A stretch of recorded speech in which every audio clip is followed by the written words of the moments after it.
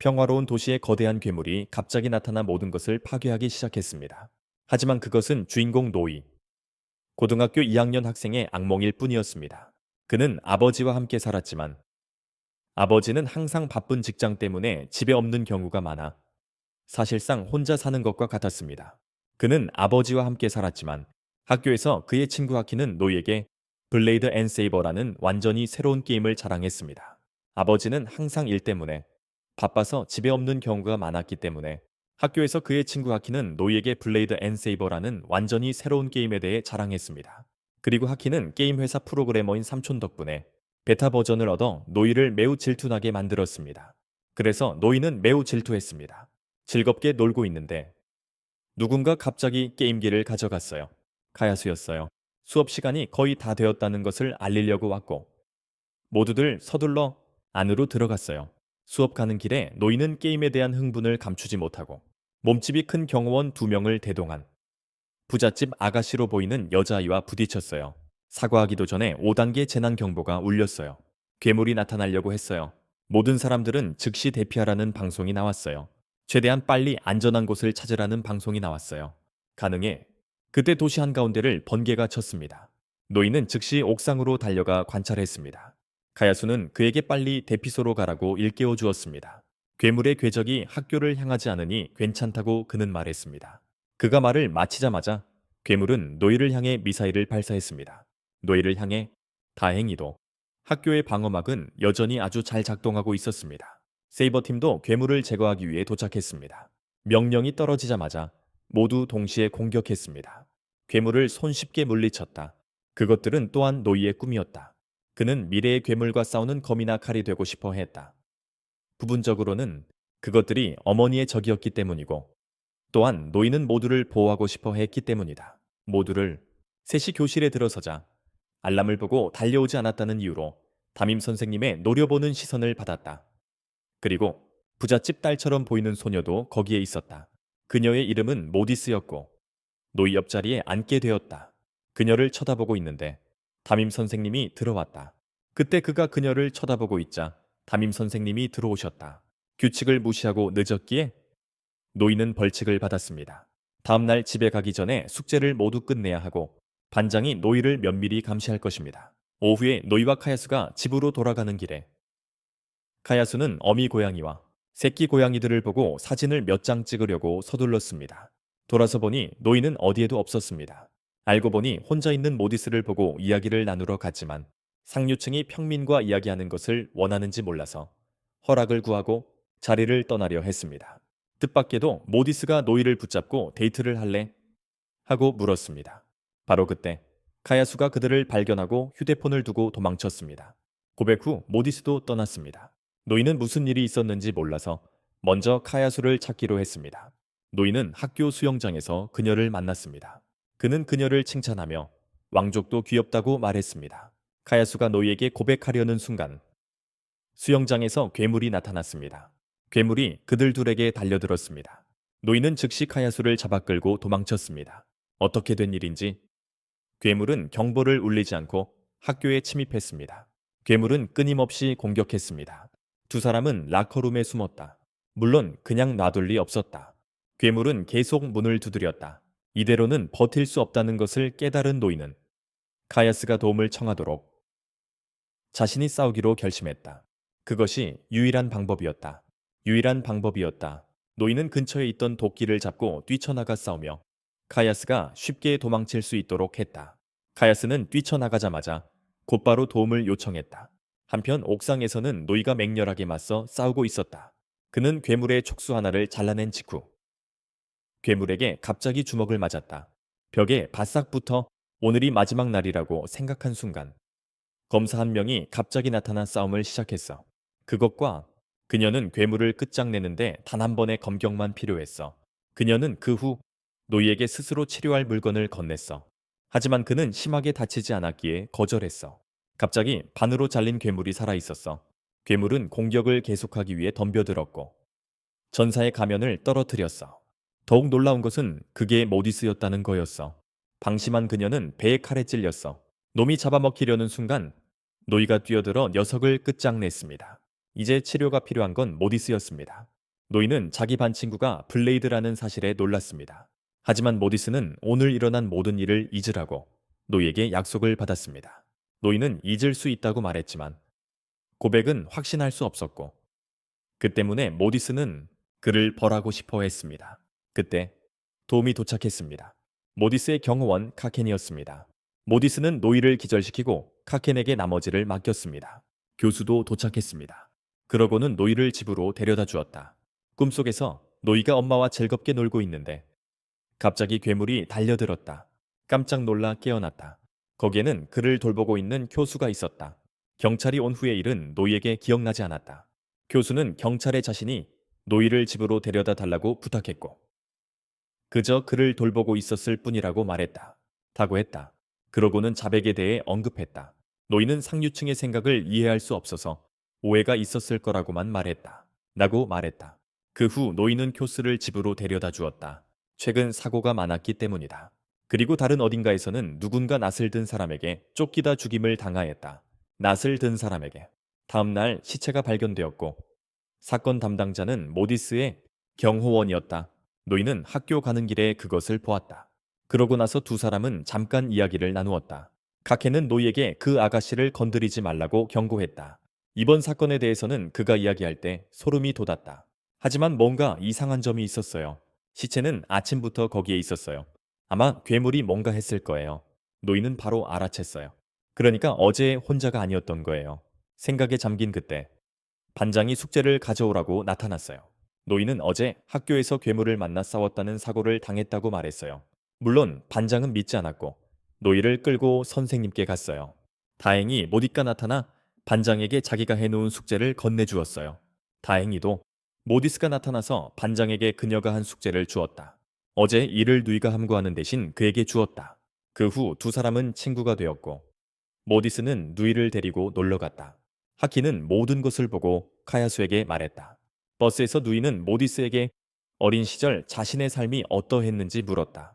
어렸을 때 그녀는 외출이 허락되지 않았고 항상 공부를 강요당했으며 그래서 여기 학교에 다니는 것이 그녀의 첫 경험이었다. 그래서 친구가 없었다. 그러고 나서 두 사람은 놀기 시작했다. 그들은 많은 경험을 했다. 한동안 놀고 난 후 모디스는 누이를 속옷 가게로 데려갔다. 말할 필요도 없이 노인은 수군거림을 피할 수 없었다. 모디스가 옷을 갈아입는 동안 5단계 경보가 울렸다. 모디스는 즉시 변신했고 노인은 모두를 안전한 곳으로 대피시키러 갔다. 곳으로 그가 확인하는 동안 골목에 도착했는데 괴물이 뛰쳐나와 공격했다. 갑자기 8조각으로 잘렸다. 칼잡이라고 생각했겠지만 그녀는 그가 자신의 먹잇감이 될 것이라고 말했다. 감이라고. 이때 그녀는 다른 전색에 총을 맞았다. 노인은 무슨 일이 일어나는지 이해하지 못했고 금발 여자와 함께 도망치기로 결심했다. 여자아이부터 다른 전사도 그들을 뒤쫓으며 노이에게 그것이 인간이 아니라 악마라고 경고했다. 인간이 아니라고 금발 여자아이도 회복하여 공격을 감행했다. 노이는 블레이드와 세이버가 서로 공격하는 이유를 궁금해했다. 파란머리 여자아이는 자기 팀 동료를 죽였으니 그 값을 치러야 한다고 말했다. 값을 치르게 해야 한다고. 금발 여자아이도 사냥감을 바꿨다. 노인은 최근 사건들 뒤에 블레이드의 힘이 있다는 것을 희미하게 깨달았다. 그러자 두 사람은 충돌했다. 상대가 근접 공격을 못한다는 것을 알고 블레이드는 계속해서 세이버를 압박했습니다. 블레이드는 마무리 일격을 날렸지만 세이버는 눈으로 반격을 가했습니다.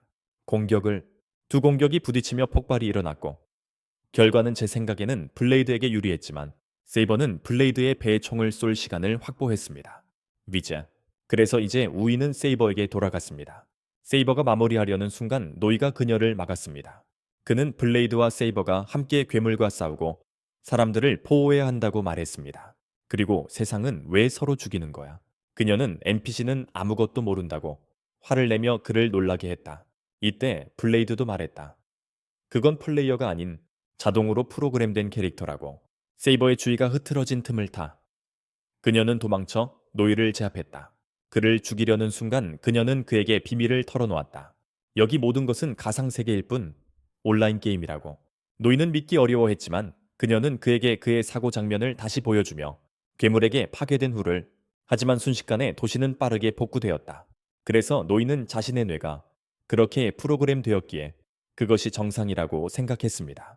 일상생활뿐만 아니라 NPC들의 기억 또한 미리 프로그램 되어 있었습니다. 이 세계의 모든 것은 슈퍼컴퓨터에 의해 통제되었습니다.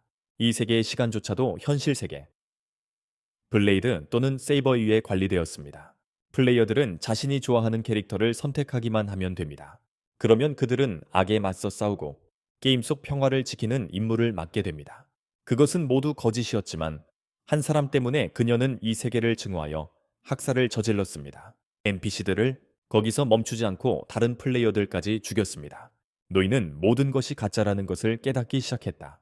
그가 모두와 함께했던 모든 기억은 의미가 없었다. 이때 카야스가 어딘가에서 달려와 노이를 보호했다. 물론 NPC는 플레이어를 당해낼 수 없었고 그녀는 노이가 속수무책으로 지켜보는 앞에서 카야스를 고문하기 시작했다. 그의 몸에 불이 붙었다. 갑자기 그의 몸에 불꽃이 터져 나왔다. 노이는 풀려났고 그녀의 얼굴에 주먹을 날렸다. 무슨 일이 일어나는지 이해하지 못했지만 그녀는 노이에게 무언가 잘못되었다는 것을 깨달았다. 이때 노이는 낫을 잡아 그녀에게 던졌지만 그녀는 피했다. 그때 노이는 낫을 잡고 그녀에게 똑바로 던졌지만 그녀는 그것을 피했다. 그것을 먹기 쉬울 줄 알았는데 즐겼어요. 낫이 갑자기 돌아서서 그녀의 배를 곧바로 찔렀습니다. 그녀는 노이에게 날아드는 빗줄기 속으로 사라졌습니다. 그러자 노이에게 나봇이 나타났습니다. 다른 사람들에 대한 정보도 그의 눈에 나타났습니다. 정말 그녀의 말이 사실이었습니다. 그러고 나서 그는 카야스를 치료했고 이사벨 소녀는 핫코였습니다. 그녀는 노이에게 이 사실을 비밀로 하고 다른 사람에게 말하지 말라고 당부했습니다. 핫코도 명령을 받고 먼저 로그아웃했습니다. 멀리서 두 명의 수수께끼 같은 사람들이 노이를 지켜보고 있었다. 그 후 노이는 카야수를 집으로 데려가 상처를 치료해 주었다. 모디스도 따라왔지만 단지 데이터 조각으로 취급당한 것에 매우 화가 났다. 그저 데이터일 뿐이었다. 하지만 노이에게는 다른 선택이 없었다. 모디스는 자신이 친구에 대해 말했던 것이 사실이라고 말했다. 집에서 노이는 마침내 모디스를 들였다. 그는 그녀에게 이 슈트를 어떻게 벗는지 물었다. 모디스는 노이의 왼손에 있는 장치를 가리켰다. 그것은 플레이어들이 게임에 접속하거나 접속을 해제할 수 있게 해주는 장치였다. 그녀를 무찌른 순간부터 노이의 데이터가 바뀌었을지도 몰라요. 노이가 플레이어가 되었을 가능성이 있어요. 그러자 모디스가 노이에게 데이터 패널을 보여줬어요. 마침내 그걸 벗을 수 있었어요. 모디스가 NPC의 몸을 감탄하며 봤으니 노이는 모디스가 나쁜 사람이 아니라고 생각했어요. 결국에는요, 노이는 그녀의 첫 번째 친구였어요. 그가 죽으면 그녀는 매우 슬퍼할 거예요. 현실 세계에서 12년 전 그녀는 사고를 당했어요. 그 후로 그녀는 정상적인 생활을 할 수 없었어요. 그리고 빈센트는 그녀에게 그 게임을 소개했어요. 그 게임 속에서 그녀는 자유롭게 느끼고 움직일 수 있었죠. 플레이어들은 몬스터를 처치하며 미션을 완료했어요. 하지만 NPC를 보호하는 것 또한 똑같이 중요한 임무였죠. 게다가 플레이어가 다른 플레이어를 죽이면 PK 페널티를 받았어요. 벌칙 말이에요. 노이에게 고백하는 것 또한 게임 속 미션이었어요. 모디스는 상태창을 확인했어요. 이전 미션은 아직 완료되지 않았어요. 옥상으로 돌아가 보니 몬스터를 처치한 사람은 모디스가 아니라 노이였어요. 아마 그게 이유였을 거예요. 어쨌든 노이도 모디스에게 부탁할 것이 있었어요. 카야수의 옷을 갈아입히는 거였죠. 결국 친구 사이니까 도와주기로 했어요. 카야수의 옷을 갈아입혀준 후 모디스는 노이의 방을 둘러보았어요. 그녀는 그가 칼과 쌍검의 열렬한 팬인 것 같았어요. 그러다 노이와 그의 어머니의 기념사진을 발견했어요. 갑자기 노이의 여러 기억들이 그녀의 머릿속을 스쳐 지나갔어요. 무슨 일이 일어나는지 이해하기도 전에 밖에서 소리가 났어요. 검은 옷을 입은 사람들이 나타나 노이를 제압했어요. 그들은 그의 데이터가 많은 오류를 발생시켰다는 이유로 그가 데이터를 손상시킨 장본인이라고 믿었습니다. 수많은 오류가 발생했습니다. 그의 존재는 가이에게 위협이었습니다. 그들은 데이터 복구를 시작했지만 그중 한 명이 노이가 손목에 시계를 차고 있는 것을 보고 그가 플레이어임을 알아챘고 즉시 작업을 중단했습니다. 그가 플레이어임을 나타내는 시계를 차고 있었기에 즉시 중단했습니다. 그들은 사과하며 자신들을 시스템 모니터링과 오류 제거를 담당하는 나이트 울프라고 소개했습니다. 그들이 감지한 모든 오류를 제거하는 일을 맡고 있다고 했습니다. 그리고는 노이와 모디스의 관계에 대해 물었습니다. 대답하기도 전에 밖에서 빈센트가 전화려력이 말을 걸어와 젊은 여성에게 마스터가 돌아올 예정이니 로그아웃하라고 말했습니다. 그가 이 장면을 보면 매우 위험할 거예요. 다른 방법이 없어서 그녀는 떠날 수밖에 없었습니다. 그 후 나이트울프는 노이에 대한 정보를 확인했고 갑자기 공격이 일어났습니다. 정체불명의 사람들이 나타나 노이를 납치했습니다. 노이가 깨어났을 때 그는 스님을 만났습니다. 가면을 쓴 소녀도 나타나 자신들을 까마귀라고 소개했습니다. 그 스님은 선승이었고 이곳은 다른 누구도 모르는 그의 독립된 영역이었습니다. 볼 수는 있었지만 형체는 보이지 않았습니다. 눈에 보이긴 했지만 형태는 알 수 없었습니다. 주인이 노이와 동맹이었기에 당황할 필요는 없었다. 노이의 집으로 돌아와 까마귀 무리의 남은 일원은 나이트울프 그룹과 싸우고 있었다. 두 번째 일원을 제거한 후 한 명만 남았지만 그는 다른 자들과 달랐다. 다른 자들과는 달랐다. 까마귀가 무슨 짓을 해도 소용없었고 결국 그를 제거했다. 큰 소리에 깨어난 카야스는 모든 것을 목격했다. 그녀를 죽이는 대신 나이트울프 일원은 그녀에게 기생충을 심었다. 승려는 자신도 노이처럼 한때 NPC였다고 말했다. 그의 시스템 역할은 플레이어들의 기술을 보여주는 것이었으니 즉 가이드였던 것이다. 노이가 이 세계가 게임처럼 환상이라면 모든 존재의 의미는 무엇일까 질문했어요. 모든 사람의 존재의 의미는 무엇일까요? 비록 이 세계가 환상이고 그들에게 삶이 있다 해도 사실 그들은 여기에 있었고 이것이 그들의 현실이었어요. 단지 NPC일지라도 그들의 존재는 확실했어요. 그들은 단지 프로그램일지라도 여전히 생각과 자유를 가지고 있었고 삶에는 의미가 있었어요. 사실 많은 NPC들은 그 목적으로 만들어졌어요. 그들의 존재는 이 세계에서 필요했어요. 이것은 노이가 모든 것을 바꿀 열쇠라는 것을 의미했어요. 마지막 희망의 장비를 가지고 주인은 세상을 위해 노이를 동맹으로 삼고 싶어 했습니다. 세상을 위해서요. 모든 일이 너무 갑작스러웠기에 노이는 아직 생각할 시간이 필요했습니다. 그러자 승려는 노이에게 장비를 주었고 노이는 그것을 받은 후 온몸에 힘이 솟구치는 것을 느꼈습니다. 몸에 힘이 솟구쳤습니다. 승려는 그에게 결정을 내린 후 돌아오라고 하고 나이트울프를 조심하라고 당부하며 그를 돌려보냈습니다. 한편 모디스는 삼촌과 저녁 식사를 했습니다. 그녀는 자신의 기억에 대해서도 언급했습니다. 조금 기억은 떠올렸지만 여전히 더 알고 싶어 했습니다. 하지만 그녀는 여전히 과거에 대해 더 알고 싶어 했습니다. 소년과 그의 어머니, 그리고 그의 아버지와 관련이 있을지도 모릅니다.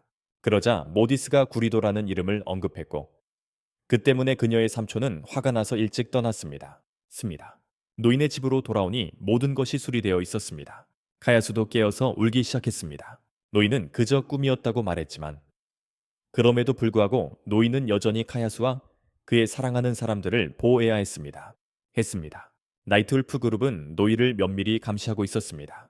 밖에서 빈센트는 모디스에게 구리도 씨가 가야 개발자 중 한 명이었고 예상치 못하게 사라졌다고 마치 치명타처럼 말했습니다.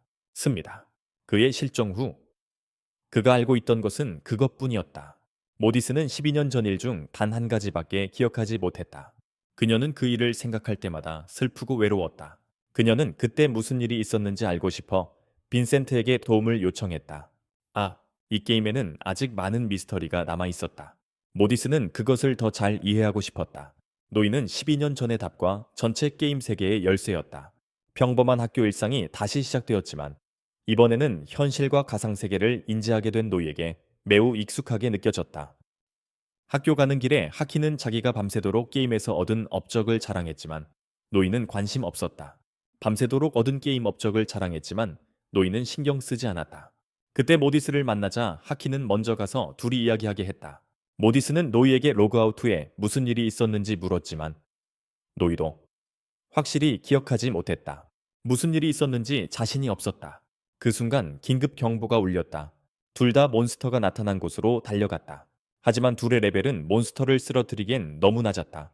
몬스터는 곧바로 공격해 왔다. 때마침 케이칸이 도착해서 도끼를 들고 몬스터를 공격했다. 하지만 그것은 불타임 몬스터였고 케이칸에게 불리했습니다. 케이칸은 불에 탔지만 다행히도 빈센트가 제때 도착했습니다.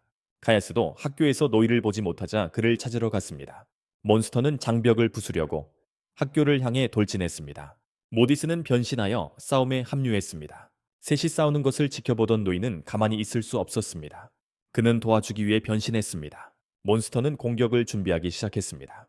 빈센트는 몬스터가 그들이 아니라 학교만 노리고 있으니 후퇴하라고 말했습니다.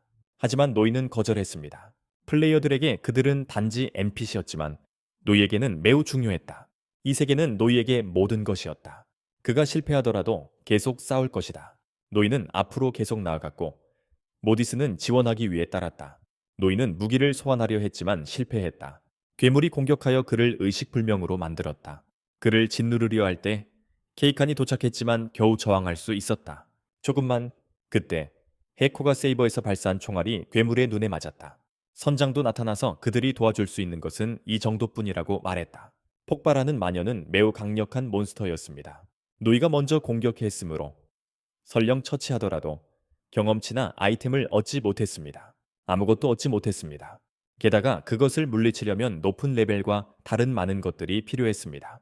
주는 피해가 충분하지 않으면 오히려 몬스터를 더욱 격분시켜 공격력이 2배로 증가했습니다. 그 후 두 사람은 떠났습니다. 몬스터는 계속 공격했습니다. 노이가 위험에 처했을 때 카야수는 자신의 힘을 발휘했습니다. 지켜보던 나이트울프도 그것을 감지했습니다. 카야수에게 그런 힘이 있다는 데이터가 없어서 모두들 매우 놀랐습니다. 괴물은 계속해서 학교를 노렸습니다. 빈센트는 방어만 할 수 있었습니다. 카야수는 노이를 깨우기 위해 모든 힘을 쏟았습니다. 마침내 그는 의식을 되찾았고 카야수는 그 후 기절했습니다. 노이는 자신의 힘을 발휘하기 시작했습니다. 주인은 때가 왔음을 감지했습니다. 노이는 무기를 소환하는 데 성공했습니다. 주인 또한 주문을 외우고 있었습니다. 나이트울프는 주인의 위치를 찾았습니다. 그는 노이를 위해 모든 기술을 쏟아붓고 모든 것을 걸었고 그 후 기절했습니다. 노이는 계속해서 공격을 퍼부었고 결국 몬스터를 흡수했습니다. 시련은 끝났지만 노이는 제어력을 잃고 모디스를 공격해 했습니다. 다행히 까마귀 조직원들이 와서 그를 제압했습니다. 그녀의 반장이라는 정체도 밝혀졌습니다. 그녀는 서둘러 떠났습니다. 스승님의 곳에서는 늑대 인간이 그를 찾았습니다. 그들은 서로 대치했고 그는 스승님에게 진짜 모습을 드러내도록 강요했습니다. 스승님은 노이를 돕기 위해 모든 힘을 다 써버렸습니다. 그러고는 주인에게 까마귀의 위치를 밝히도록 강요했다. 한편 카케는 노이를 기자회견장으로 데려가고 있었다. 텐마 코퍼레이션은 12년 전에 가야와 추유시카이를 만들었다. 오늘 그들은 기자회견을 열었다. 그곳은 또한 모디스의 집이었고 그녀의 할아버지는 프로젝트를 계속하기 위해 모든 것을 계획했다. 계속하기 위해 가야는 게임의 데이터베이스를 처리하기 위해 만들어진 AI였으며 슈퍼컴퓨터로도 알려져 있었다. 슈퍼컴퓨터. 그것은 추유시카에 존재하는 모든 것을 담고 있었다. 만나자마자 카켄과 빈센트는 싸우기 시작했다. 노이를 데려온 주된 이유는 확인해야 할 몇 가지 사항이 있었기 때문입니다. 대신 빈센트는 노이에게 필요한 모든 것을 알려줄 것입니다. 그랜드마스터의 집으로 돌아온 그는 밤의 늑대들이 믿는 진실을 이해할 수 없었습니다. 그것을 이해할 수 없었습니다. 그들의 편에 서면 그들은 분명 진정한 자유를 얻을 것입니다. 밤의 늑대 대원은 그랜드마스터의 말에 지쳐 있었습니다. 가야가 이 세상에 생명을 불어넣었습니다. 가야의 지원이 없었다면 그들은 오늘날 살아있지 못했을 것입니다. 하지만 그랜드마스터가 가이에게 반기를 들자 그들은 장애물에 직면했습니다. 가야를 파괴한다는 것은 이 세계를 파괴하는 것을 의미했고 그를 제거할 충분한 이유였습니다. 노이도 예외는 아니었습니다. 다시 노이 얘기로 돌아가서 빈센트는 그의 개인정보를 검토했습니다. 6년 전 괴물이 도시를 공격했을 때 노이의 어머니는 사고로 돌아가셨습니다. 그 후 노이는 아버지와 함께 살았지만 아버지는 매우 바빴기 때문에 그는 종종 혼자 지냈습니다. 노이는 NPC들도 사생활을 존중받을 자격이 있다며 모든 서류를 화내며 집어던졌습니다. 그는 여기 사람들이 자신을 단지 데이터의 일부로만 본다고 느꼈습니다. 모디스는 그를 조사하는 것은 그와 현재 일어나고 있는 모든 일이 연결되어 있을지도 모른다고 생각했기 때문에 답을 찾기 위한 것일 뿐이라고 설명했습니다. 그와 모든 일이 서로 연결되어 있을지도 모른다. 노이는 이 세계의 진실을 밝히는 유일한 실마리였기에 그녀는 그의 도움이 필요했습니다. 그가 NPC거나 플레이어여서가 아니라 그들이 친구였기에 그 말에 카케는 크게 웃었습니다. 다행히도 빈센트가 재빨리 입을 가렸습니다. 요컨대 그들은 게임을 하러 온 것이 아니었고 그는 노이에게 자신의 사진을 보여주었습니다. 자신의 그의 아버지가 찍은 사진이었지만 노이는 그의 이름을 기억하지 못했고 그 후 정신을 잃었습니다. 한편 그랜드 마스터는 완전히 압도당하고 있었습니다. 한 대 더 맞고 그는 기절했습니다. 잠시 후 노이가 깨어났습니다. 빈센트는 누군가 그의 데이터를 조작하였다고 설명했습니다. 모디스는 구리도라는 이름을 언급했고 노이의 머리가 심하게 아파왔습니다. 그는 가이아 개발자 중 한 명이자 프로젝트의 수석 엔지니어였습니다. 노이의 모든 데이터, 스킬부터 무기까지 모두 변경되었고 이제 노이는 게임 해커와 같았습니다. 시스템이 그것을 알아채면 그를 제거할 것입니다. 그러자 노이는 모두에게 그랜드 마스터에 대해 말했습니다. 빈센트는 상황을 이해했습니다. 추유유 세카이 기자회견이 시작하려던 참이라 모두 로그아웃하고 노이에게 작별 인사를 준비했다. 로그아웃하여 노이에게 작별 인사를 해야 했다. 모디스는 현실 세계 사람들에게 그의 존재가 위협으로 여겨질 것이니 조심해야 한다고 경고했다. 그러니 조심해야 한다고 말했다. 집으로 돌아오니 이미 반장이 와 있었다. 그녀는 그를 보호하기 위해 와 있었고 그녀의 이름은 치노였다. 노이는 무슨 일인지 물었다. 치노는 그에게 밤의 늑대의 부하 바이러스에게 도사가 붙잡혔다고 알렸다. 밤의 늑대의 부하 바이러스에게.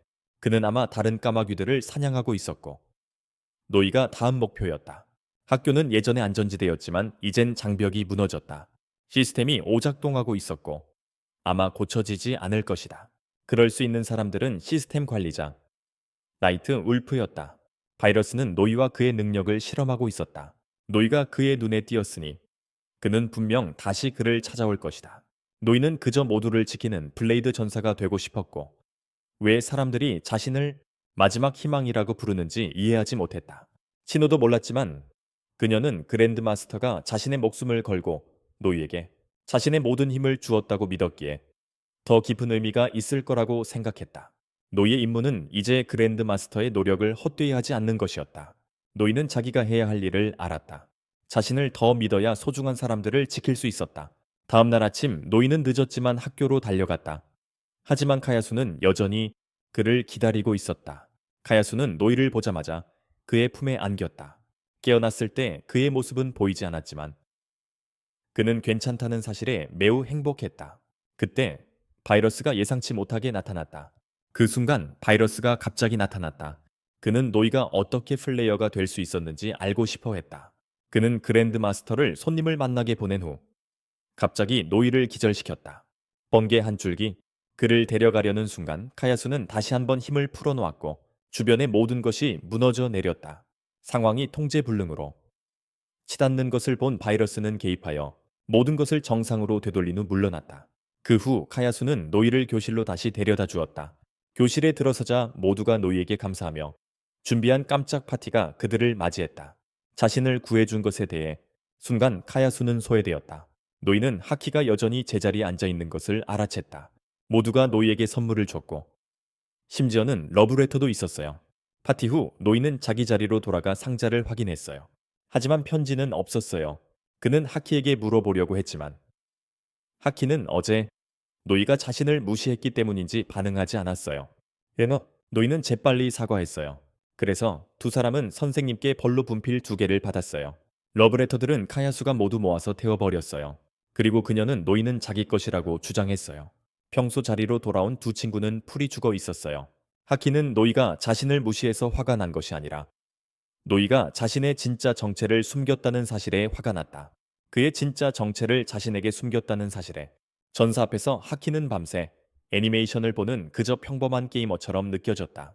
애니를 보는 게이머처럼 이제 그들의 관계는 예전 같지 않았다. 그들은 정말 다른 세계에 살고 있었다. 노이는 하키에게 진실은 상처가 될 수 있다고 말했다. 만약 하키가 자신을 여전히 친구로 생각한다면 노이는 그에게 모든 것을 말해주겠다고 했다. 이 말을 들은 하키는 즉시 그에게 질문 세례를 퍼부었다. 그러자 노이는 하키를 데리고 빈센트를 만나러 갔지만 그들의 기자회견은 아직 끝나지 않았어. 그들이 나가자 한 강아지가 노이에게 달려들어 핥기 시작했다. 강아지 주인인 아름다운 금발 여성이 사과하며 그를 자신의 새로 오픈한 카페로 초대했다. 그들은 그 시간에 온 사람들을 위해 특별 서비스를 제공하고 있었다. 하키는 이 말을 듣자마자 노이보다 먼저 앞으로 뛰어갔다. 빈첸트를 기다리는 동안 시간을 보낼 수 있는 유일한 방법이었다. 그 후 노이는 하키에게 모든 것을 털어놓았다. 극적으로 반응하는 대신 하키는 차분하게 있었다. 그는 자신이 어디에 있든 자신임을 깨달았다. 그가 누군가가 만든 가상세계의 NPC일지라도 누가 그들을 만들었는지는 중요하지 않았다. 누가 만들었는지는 상관없었다. 노이든 하키든 여기 있는 모든 사람들은 그저 디지털 데이터였지만 여전히 자신들의 삶을 살고 있었다. 커피가 그들에게 가져다 주어졌다. 그들이 커피를 마시는 동안 금발 여자는 계속 노이를 쳐다보았다. 그는 모디의 말, 자신이 위협으로 여겨지고 있으니 하는 모든 행동에 조심해야 한다는 말을 떠올렸다. 그는 모든 행동에 신중해야 했다. 그는 차분하게 주변을 살폈다. 반면 하키는 금발 여자가 노이를 좋아한다고 확신했다. 게이머였다면 알림을 받았겠지만 게임 세계의 캐릭터였기에 알림이 오지 않았습니다. 게임 세계 캐릭터에게는 알림이 뜨지 않았습니다. 모디처럼 현실 세계 인물에게는 알림이 표시되지 않았습니다. 모디처럼요. 하지는 게임 캐릭터와 같았기에 누군가 존재하는지 아닌지 알 수 없었습니다. 그가 사라져도 하지는 눈치채지 못할 겁니다. 그가 사라진다면 하지는 전혀 알아채지 못할 것입니다. 그때 카페 주인이 다가와 커피 맛이 어땠는지 물었습니다. 두 사람 모두 커피를 맛있게 마셨다니 매우 기뻐했습니다.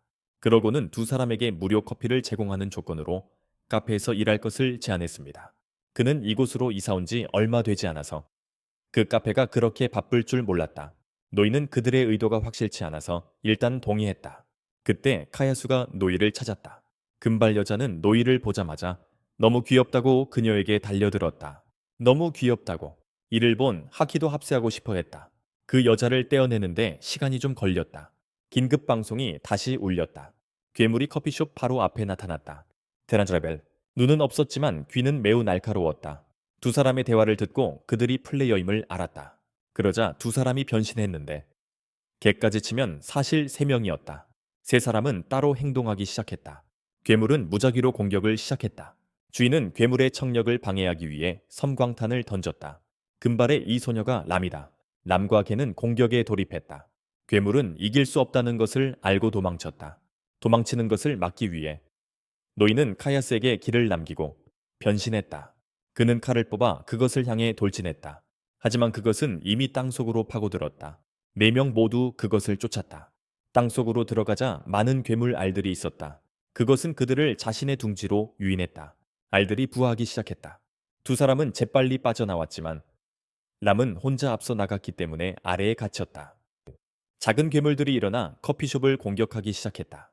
다행히 노이가 다 제때 도착했다. 괴물들은 그 남자를 칼로 먹을 수 없다는 것을 알고 다른 가게를 공격하기 시작했습니다. 다른 가게로 이동했습니다. 빈센트 그룹이었죠. 이제 노이는 선택을 해야 했습니다. 떠날 것인가 아니면 친구들을 보호하기 위해 남을 것인가.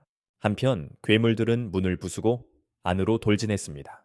하키는 상황이 좋지 않다는 것을 알았습니다. 그는 카야스를 2층으로 데려가 노이가 여자아이를 구하러 갈 수 있도록 안심시켰습니다. 노이는 매우 무서웠지만 노이를 방해해서는 안 되었습니다. 이제 카페 주인은 마침내 자신을 하키란다라고 소개했습니다. 그리고 하키는 노이의 발밑에 폭탄을 던져 빈센트의 비서에게로 밀어붙였습니다. 그러자 하키는 노이의 발밑에 폭탄을 던져 빈센트 비서에게로 날려보냈습니다. 다행히 그가 괴물이 비서에게 조금만 고기를 달라고 하기 바로 직전에 도착했어.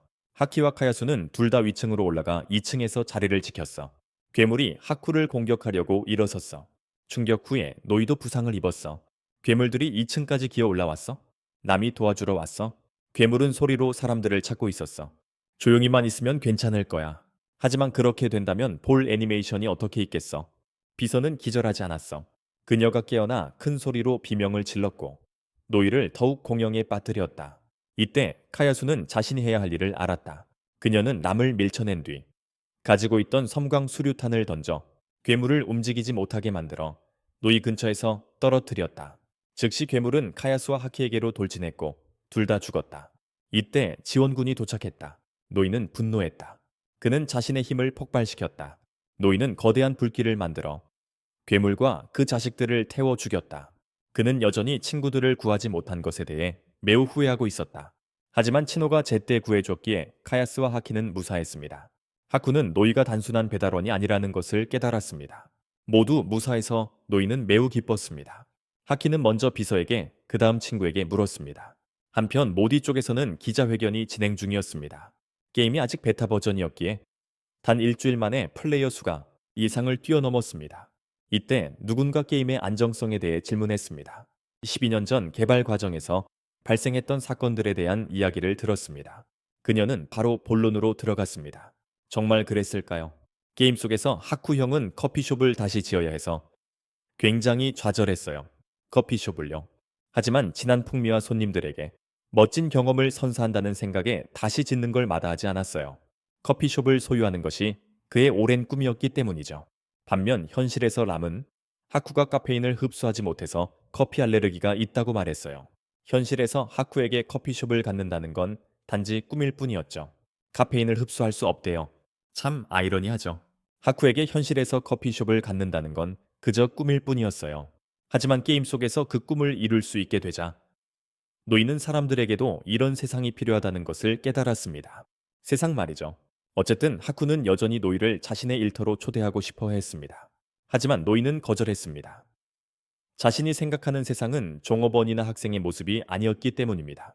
그러고 나서 세 사람은 떠났습니다.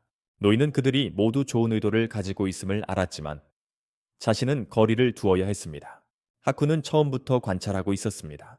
람은 말할 필요도 없이 귀여운 것에는 무엇이든 달려듭니다.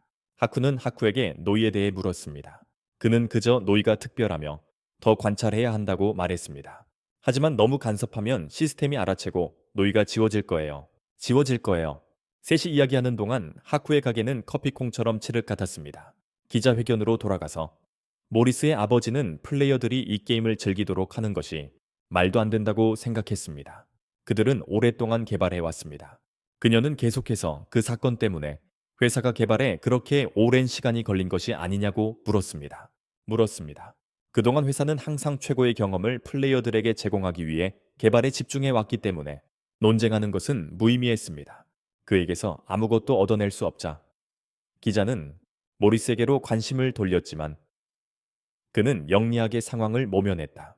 젊은 여성이 베타 테스트에 참여했는지 여부에 대한 정보는 나중에 발표하겠다고 했다. 그 이유는 모리스가 그 게임의 광고 대표가 될 것이고 그의 후계자가 될 것이기 때문이다. 모리스가 어릴 적부터 병약하다는 소문은 사실이었고 그래서 그녀는 이 세상에 대해 아무것도 몰랐다. 그리고 그 게임 덕분에 그녀는 자유를 되찾는 것 같았다. 그들이 자신의 단점을 극복하고 자유로워지기를 바랐던 그의 목적이었다. 이 게임에서는 모두가 똑같았습니다. 그들은 자신의 지위에 대해 걱정하지 않았고 그래서 게임을 최대한 즐길 수 있었습니다. 완전히 기자는 그 병이 어린 시절부터 온 것이 아니라 분명히 1년 전 사건 때문이라고 말했습니다. 1년 전 베타 테스트 기간 중에는 당연히 사건이 발생할 수 있었고 그들은 그것을 해결하려고 노력했습니다. 수정하려고. 게임에서 사망이나 질병은 전혀 없었습니다. 그는 다른 의견을 가진 사람은 그 사람이 바로 회사의 적 노이 집에서 카야스를 구하다 치노가 다쳤다. 노이도 치유 아이템을 주고 나서 자신에게 나쁜 일이 일어나는 것을 원치 않으니 더 강해지도록 도와달라고 치노에게 부탁했다. 그는 더 강해질 필요가 있었다. 그는 더 강해야 했다. 치노는 노이에게 부족한 것은 자기 방어와 공격 기술이라는 것을 깨달았고 그래서 그를 가르칠 수밖에 없었다. 그리고 훈련은 즉시 시작되었다. 한편 모디의 집에서는 그는 빈센트와 카켄을 꾸짖었다. 그들이 그 아가씨를 게임, 만약 그녀에게 무슨 일이라도 생겼다면 당신들 둘 다 후회할 거예요. 빈센트가 모든 책임을 졌습니다.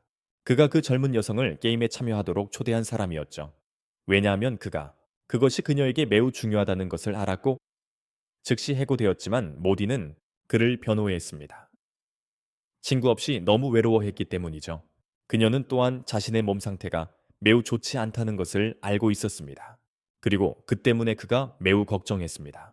이때 그 남자가 모디에게 다가가서 만약 몸이 불편하면 즉시 로그아웃 하겠다고 약속하라고 말했습니다. 둘 다 해고되지 않을 거예요. 그는 또한 그녀에게 그 기자 조심하라고 말했어요. 한편 노이는 치노와 연습하고 있었어요. 보기만 해도 많이 얻어맞고 있다는 걸 알 수 있었어요. 잠시 후 둘 다 휴식을 취했고 치노는 그를 위해 요리를 했어요. 카야스도 노이를 위해 음식을 가져왔어요. 말할 필요도 없이 그녀는 두 젊은이에게 매우 흥분했어요. 잠시 설명을 듣고 나서 그녀는 이해했어요. 카야스는 노이를 보호하고 치노를 쫓아내기 위해 거기에 머물기로 결정했어요. 두 사람은 말다툼을 시작했어요. 누이가 배고픈 것을 보자 두 사람은 누이를 위해 요리하겠다며 싸우기 시작했습니다. 누이는 어쩔 수 없어 그들이 하는 대로 하게 두고 목욕하러 갔습니다. 원하는 대로 하게 두었습니다. 부엌에서 두 사람은 계속 싸웠고 생선탕 냄비에 불이 붙었습니다. 불이 붙었습니다. 카야스의 비명을 듣고 누이는 확인하러 달려나갔습니다.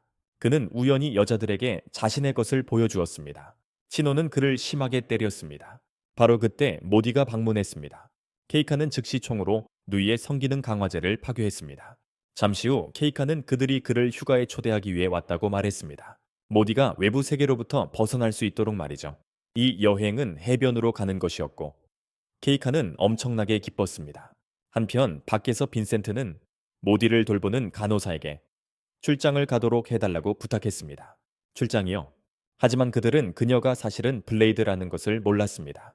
마침내 일행 모두 해변에 도착했습니다. 하키는 게임을 하느라 바빴고 빈센트는 연락이 되지 않았기 때문에 그들 중 누구도 거기에 없었습니다. 이것은 또한 모디가 10년 만에 바다를 본 첫 번째 순간이었습니다. 모두 짐을 풀기 시작했습니다. 뜻밖에도 하키는 뒤처지고 싶지 않아 차 트렁크에 숨어 있는 것을 발견했습니다. 그들은 하키가 차 트렁크에 숨어 있는 것을 발견했습니다. 멀리서 하쿠도 그 무리를 지켜보고 있었습니다. 그들을 보는 대신 그는 여자들을 보고 있었습니다. 물론 그는 람에게 얻어맞았습니다. 하쿠도 거기에 있었습니다. 옷을 갈아입은 후 모두 해변으로 향했습니다. 여자들도 옷을 갈아입었지만 두 남자는 모디에게만 눈길을 주어 카야스와 치노를 노려보게 만들었습니다. 모두 함께 즐거운 시간을 보냈지만 모디는 그저 앉아서 지켜보고 있었습니다. 노이는 모디가 왜 함께하지 않는지 물었습니다. 모디는 게임 속 캐릭터들에게 너무 가까이 다가가면 그들의 성격에 영향을 미칠 거라고 말했습니다. 그녀는 노이와 친구로 지내는 것에 만족했습니다. 노이는 누구든 다른 세계에서 왔더라도 모두가 서로 어울릴 수 있다고 생각했습니다. 더 많은 친구를 사귀면 새로운 세계를 상상할 수 있을 거라고 생각했습니다. 그리고 자신의 세계에 자부심을 가질 수 있을 거라고 생각했습니다. 그녀가 세상에 대한 개념을 확장했다면 미래를 위한 더 많은 선택지, 무한한 가능성을 가졌을 것입니다. 그것은 추유세카이에서 일어났습니다. 모디에게 세상의 새로운 가능성을 보여주었습니다. 이것을 본 모디는 다른 사람들과 합류했습니다. 그들이 놀고 있는 동안 노이는 자신만이 볼 수 있는 백발의 소녀를 보았습니다. 그들이 제트스키를 타고 놀고 있는 동안 그 소녀의 기억이 그의 마음속에서 스쳐 지나갔습니다. 오직 그만이 그녀를 볼 수 있었습니다.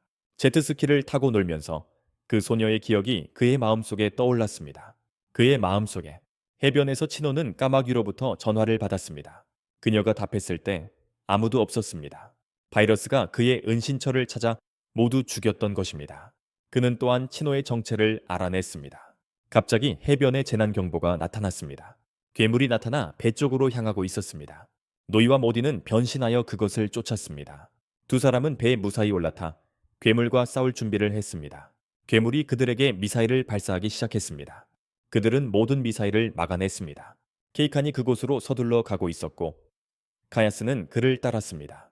노이가 로프로 괴물을 묶으려 했지만 소용이 없었다. 괴물은 계속 미사일을 발사했다.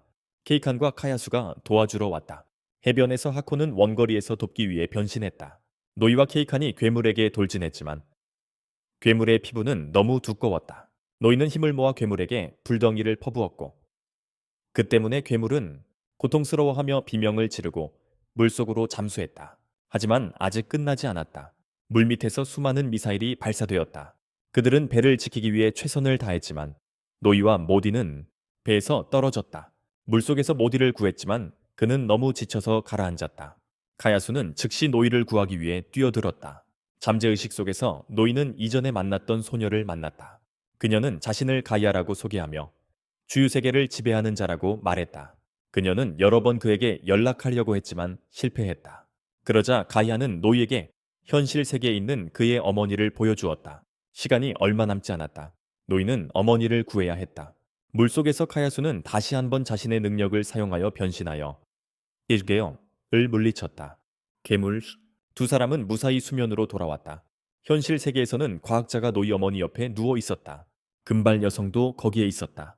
그녀의 이름은 몬스였다. 노이 어머니의 이름은 히라였다. 그들이 가족이라는 것을 알게 되었다. 게임 속에서 노이는 빈센트에게 어머니가 현실 세계에 있다는 모든 것을 이야기했다. 현실 세계에 그룹이 이야기를 나누는 동안 모디가 갑자기 고통스러워하며 비명을 질렀다. 기절했습니다. 알고 보니 몬스가 몰래 모디의 몸에 칩을 심어 작동시킨 것이었습니다. 모디는 급히 병원으로 옮겨졌습니다. 소식을 들은 회장도 병원에 도착했습니다. 의사는 모디의 상태가 매우 위험하다고 말했습니다. 헬멧을 만지자마자 극심한 고통을 호소했기 때문입니다. 그녀는 게임 속에서 느꼈던 것과 같은 고통을 느끼고 있었습니다. 빈센트는 확인해보니 모디가 로그아웃된 것을 알았습니다. 그래서 그도 로그아웃하여 모디를 확인하러 갔습니다. 밖에서 회장은 손녀를 잃을까봐 매우 괴로워했습니다. 빈센트가 와서 그에게 모디의 게임 속 상태를 알렸습니다. 그때 의사가 나와서 컨트롤러에 이상한 장치가 부착되어 있다고 말했습니다. 장치를요. 제작자가 매우 꼼꼼했기 때문에 즉시 제거할 수 없었습니다. 잘못하면 생명이 위험할 수 있었습니다. 부주의하게 제거하면 생명이 위험할 수 있었습니다.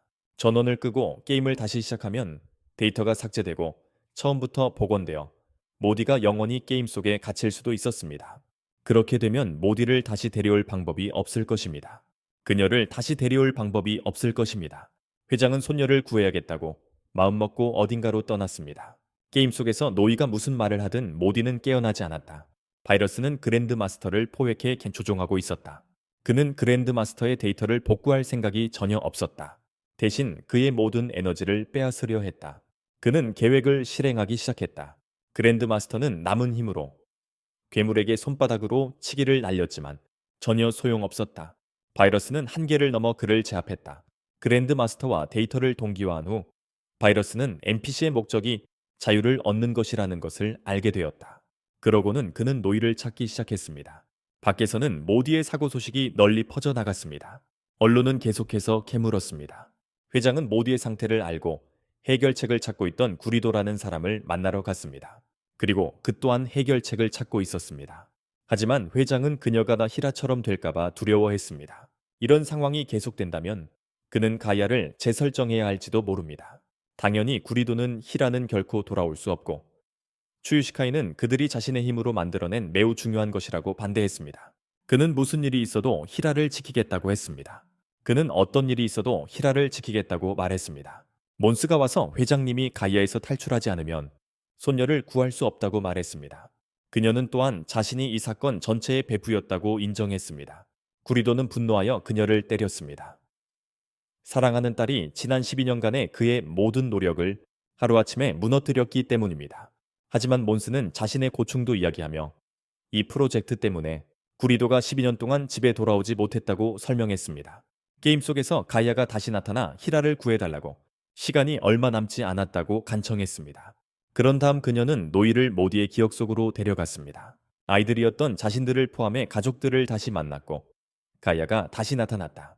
한 번 더 노이가 기억하지 못하는 기억들이었다. 그녀는 그에게 이 비극에서 눈을 돌리지 말고 히라를 구하러 돌아가라고 일깨워 주었다. 무슨 일이 일어나는지 이해하기도 전에 그는 모디의 기억을 더 보게 되었다. 기억들을 가이아도 거기에 있었고 모두가 즐거워하는 것을 지켜보며 매우 외로운 기분을 느꼈다. 히라는 그녀를 보았지만 도망쳤다. 뒤돌아보고 모디의 행복한 모습을 보자 가야는 울음을 터뜨렸다. 그녀의 울음은 시스템을 망가뜨렸다. 구리도는 즉시 로그아웃하여 확인했다. 모든 것이 무너지려 하고 있었다. 히라는 어린 소녀를 껴안고 진정시켰다. 어린 노이가 히라에게 달려가자 가야의 힘이 솟구쳤다. 밖에 있던 구리도는 모두에게 즉시 로그아웃할 것을 명령했지만 그의 아내와 모디만 시간 내에 로그아웃하는 데 성공했다. 그들의 아버지는 노이와 그의 아내를 구하기 위해 남았지만 너무 늦었다. 두 사람은 갑자기 깨어났고 기뻐하기도 전에 바이러스가 노이를 처리하기 위해 나타났다. 재난 후 외부에서 가야는 기적적으로 계속 작동했다. 구리도는 아내와 아이들을 위해 가야 개발을 계속해야 했습니다. 몬스는 지난 12년 동안 자신이 가족을 돌봤다고 생각하는 건 어리석다고 말했습니다. 아무도 돌아올 수 없으니 그 모든 게 무의미했기 때문입니다. 돌아올 수 없을 테니까요. 몬스는 아버지의 고통을 더 이상 보고 싶지 않아서 그리고 아버지가 스스로를 괴롭히지 않기를 바라서 그 모든 것을 했습니다. 회장은 병원으로부터 모디가 깨어났다는 전화를 받았습니다. 깨어났다고요? 게임 속에서 노이는 바이러스와 싸울 준비를 하고 있었습니다. 악당은 마지막 희망이 어떻게 싸울지 보고 싶어 했습니다. 둘은 주먹 다짐을 시작했고 노이는 정말 약해서 한 방만 맞아도 제압당했습니다. 모디와 카켄이 그를 구하려고 뛰어들었지만 바이러스가 둘 다 제압했습니다. 바이러스는 노이를 공격하기 시작했지만 교수가 그를 보호하기 위해 달려들었습니다. 바이러스는 그녀가 괴물임을 깨닫고 공격했지만 이미 늦었습니다. 교수가 변신했습니다. 그는 교수가 일반 NPC처럼 만들어진 것이 아니라 오직 노이를 보호하기 위한 목적으로 만들어졌다는 것을 알았습니다. 그녀는 노이에게 마지막 힘을 전달한 후 사라졌습니다. 침착함을 되찾은 두 사람은 다시 주먹 다짐을 계속했습니다. 바이러스는 맨손으로 노이와 맞먹는 싸움을 펼쳤고 심지어 그의 검까지 부러뜨렸다. 검술에서 밀린다는 것을 깨달은 노이는 마법을 사용하기 시작했다. 그는 폭발을 일으키는 공격을 퍼부었고 주변 모든 것을 오염시켰다. 노이는 가야를 만나러 갔다. 가야는 그에게 히라를 구하라고 부탁했다. 밖에서는 경고가 울리고 있었다. 데이터 과부하는 시스템을 변화시키고 있었고 히라의 생명이 위험에 처해져 있었다. 물론 구리도는 자신의 가족을 포기하지 않을 것이다. 그들을 살리는 것이 지금까지 그가 존재해온 이유였기에 그는 그들을 깨우려고 할 수 있는 모든 것을 했습니다. 가이아의 데이터가 바이러스에 의해 변조되었고 까르르 히라의 영혼을 가두고 있었습니다. 이대로 계속되면 그녀의 영혼은 사라지고 그녀는 다시 자신의 세계로 돌아올 수 없을 것입니다. 자신의 세계로 다시 한번 그녀는 노이 어머니를 데려간 것에 대해 사과하고 사라졌습니다. 어머니를 구해야 한다는 것을 알고 있었지만 먼저 바깥에서 중심부를 파괴할 방법을 찾아야 했습니다. 거기서 나가는 방법을 그는 하키의 게임 콘솔을 떠올렸습니다. 노이는 그에게 연락했고 탈출하는 데 성공했습니다. 물론 바이러스도 그와 함께 탈출했습니다. 전투가 재개되었다. 바이러스가 두 동강 났을 때 죽지 않았고 그냥 자신을 복제했어. 그를 쓰러뜨리지 못하면 노이 엄마를 구할 수 없을 거야. 밖에서 모디스의 아버지가 연락해서 빨리 로그아웃하라고 말했어. 그녀는 여전히 도와야 할 사람들이 있다며 거절했어. 한편 노이는 그를 최대한 많은 조각으로 자르고 있었지만 소용없었어. 헛수고였지. 모두가 노이가 엄마를 구하러 갈 수 있도록 그를 막아섰지만 점점 더 많아졌어. 빈센트가 도와주러 왔어. 그는 구리도가 게임을 안정화하려 한다고 말했습니다. 하지만 추유시카이가 파괴되면 모든 플레이어와 NPC가 삭제될 것입니다. 그들은 구리도를 믿는 수밖에 없었습니다. 한편 노이는 바이러스에 압도당하고 있었습니다. 그는 혼자 싸우고 있었습니다. 세이버팀이 도와주러 왔습니다. 모디스는 그의 대신 코어를 파괴해야 했습니다. 밖에서는 몬스도 구리도가 시스템을 안정화하도록 돕고 있었습니다. 안에서 노이는 바이러스를 제거하는 데 성공했습니다. 마지막 힘을 다해 바이러스는 모디스에게 일격을 가했습니다. 다행히도 그녀는 공격받기 전에 핵심을 파괴했습니다. 히로는 구조되었습니다. 바이러스가 멈췄습니다. 카야스도 깨어났습니다. 빛이 다시 나타났습니다. 그리고 그렇게 현실과 게임 속에서 일상이 다시 시작되었습니다. 게임은 순조롭게 출시되었습니다. 모두 함께 즐거운 시간을 보낼 수 있었습니다. 애니메이션은 여기서 끝입니다. 안녕히 계세요. 그리고 감사합니다.